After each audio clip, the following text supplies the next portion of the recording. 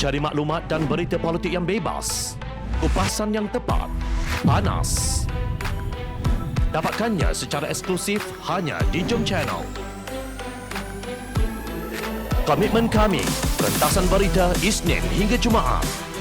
Berbicara dan isu semasa, kami garapkan secara langsung. Panel-panel berkaliber dan profesional. Interaktif, pandangan anda kami raikan. Jangan lupa bersama kami di setiap hujung minggu dalam edisi khas mingguan. Jom Channel, moving forward, sharing a new experience.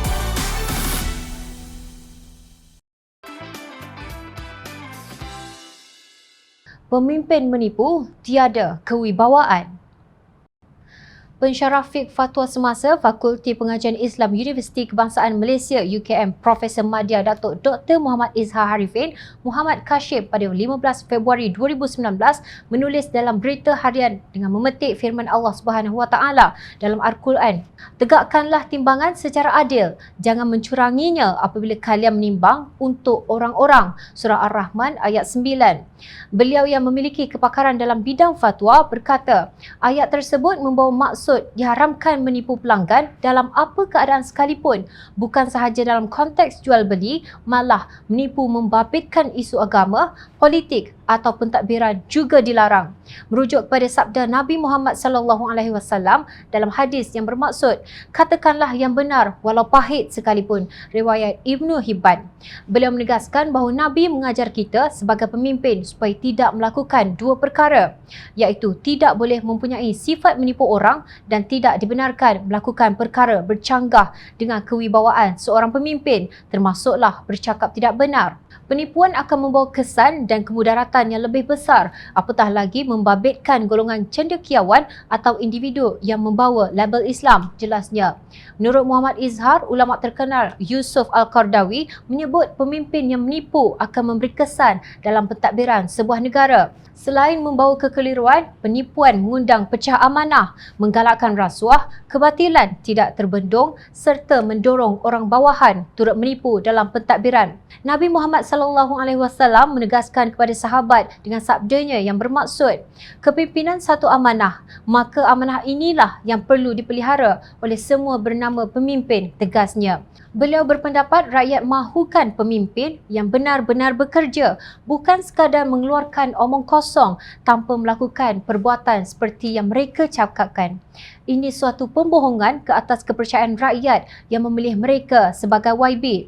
Kita kena fikirkan bagaimana untuk memajukan Malaysia ke arah yang lebih baik, membanteras rasuah, pecah amanah, menolak golongan menipu dalam banyak perkara, mengurangkan penindasan kepada fakir miskin serta mengelak orang kaya terus kaya dan miskin terus miskin, kata Muhammad Izhar. Beliau juga menasihati pemimpin, tidak kira kerajaan mahupun pembangkang, supaya menjauhi sifat mementingkan diri, berbohong, berselindung demi menjaga periuk nasi ataupun parti.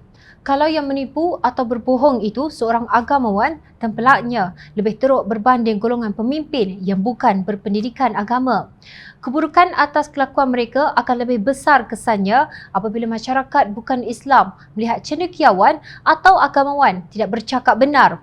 Apa persepsi yang akan Islam terima? Pastinya buruk dan memalukan. Marilah kita lihat relevannya tulisan Muhammad Izhar ini dalam konteks negara kita Malaysia berhubung aspek lain, contohnya kepimpinan dalam sukan.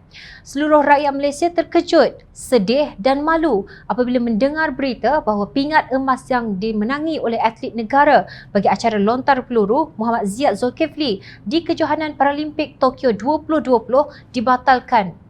Beliau telah mencatat rekod baharu dunia pada balingan 17.94 meter dalam acara sukan berprestij itu.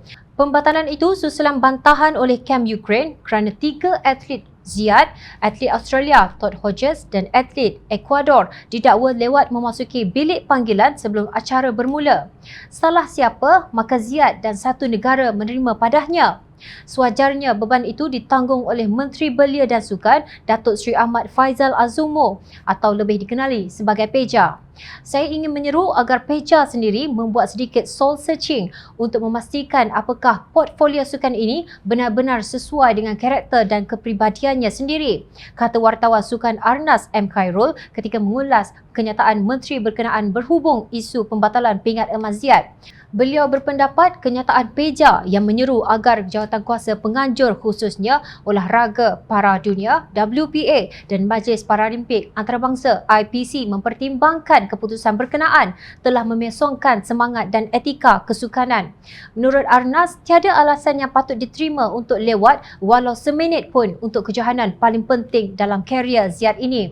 Apakah ada perkara lebih penting kepada mereka pada ketika itu yang menyebabkan mereka gagal menguruskan masa sampai terlewat 3 minit? Apakah ini tidak merosakkan imej negara apabila pegawai-pegawai yang dipertanggungjawabkan menguruskan atlet yang merupakan pemegang rekod dunia, juara dunia dan juara bertahan Paralimpik gagal perkara paling asas iaitu menepati masa? Soalnya, pegawai-pegawai MSN dan Majlis Paralimpik Malaysia MPM yang bertanggungjawab ke atas Ziad, atlet kategori F20, intellectual impairment adalah ditanggung oleh pembayar cukai negara dan mereka dibayar untuk mewakili dan membawa imej negara di mata dunia. Tuan-tuan pembaca dan Peja, sila terangkan kepada saya apakah ini imej yang kita mahu paparkan kepada dunia, kegagalan disiplin dan profesionalism yang disokong penuh oleh kerajaan. Jika jawapannya tidak, maka accountability harus ditegakkan dan pegawai-pegawai yang bertanggungjawab terhadap kegagalan ini harus diambil tindakan sewajarnya, bidas Arnas. Inilah akibatnya apabila ahli politik berebut-rebut untuk menduduki tempat tertinggi dalam pengurusan sukan. Perbuatan pimpinan atasan yang tiada kewibawaan inilah yang membawa kekeliruan, penipuan dan segala bentuk kebatilan yang dituruti oleh orang bawahan dalam pentadbiran. Amat menyedihkan apabila aktiviti sukan yang menjadi jambatan menuju kemajuan dan perpaduan turut menjadi mangsa pemimpin yang tiada kewibawaan. Sebarang cubaan menafikan realiti demi menutup kegagalan hanyalah satu penipuan. Ingat, setiap tingkah laku kalian, rakyat akan sentiasa memerhati.